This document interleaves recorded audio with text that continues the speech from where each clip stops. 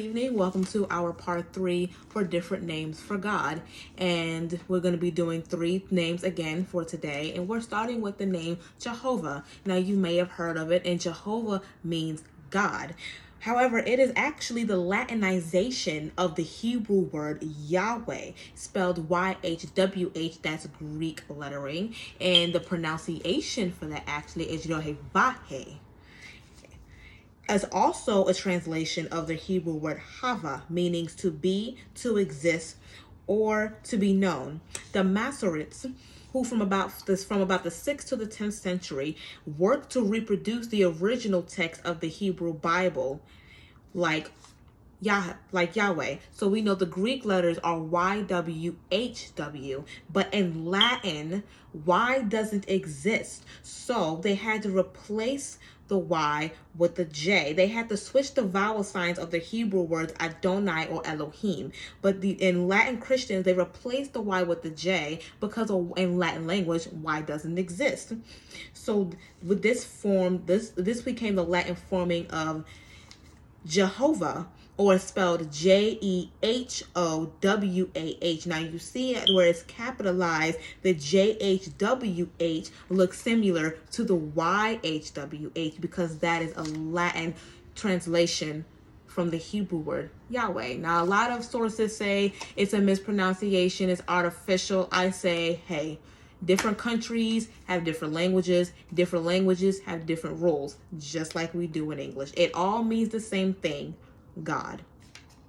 So it is the proper name of the God of Israel in the Hebrew Bible, and the scripture that uses this from the King James Version is Isaiah 6:24. Trust ye in the Lord forever, for in the Lord Jehovah is everlasting strength. The next name that we'll learn is Jehovah Jireh. Now, we're all familiar with the name Jehovah Jireh. We may have used it, and of course, for us believers, we've said it 1,000 times. And Jehovah Jireh means the Lord will provide. Now, the original pronunciation of Jehovah Jireh is actually Yahweh Jireh. Yahweh, sorry, I mispronounced that. Yahweh Jireh. Remember, in Latin, remember the Y doesn't exist. So they had to replace it with the J. So it's Jehovah Jireh. That's why they both start with the J instead of the Y. The name came about as Abraham was sacrificing his son Isaac as a burnt offering. You may be familiar with that story too. God had told Abraham to stop and provided a ram, and he named the place what we know Jehovah Jireh. And the scripture for that is Genesis 22:14. And Abraham called the name of that place Jehovah Jireh, or in some translations, it'll say the Lord will provide. As it is said to this day, in the mount of Jehovah it shall be provided. And the last name we'll go over is Jehovah Rapha. This consists of 2 Hebrew words, Yahweh and Rapha. Rapha is a Hebraic translation meaning to restore or heal. And God revealed this name to the Israelites following their exodus out of Egypt.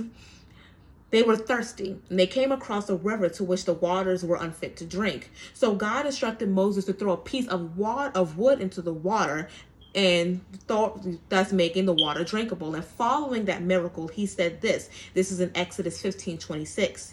If you listen carefully to the Lord your God and do what is right in his eyes, if you pay attention to all commands and keep all his decrees, I will not bring on you any of the diseases I brought to the Egyptians, for I am the Lord who heals you.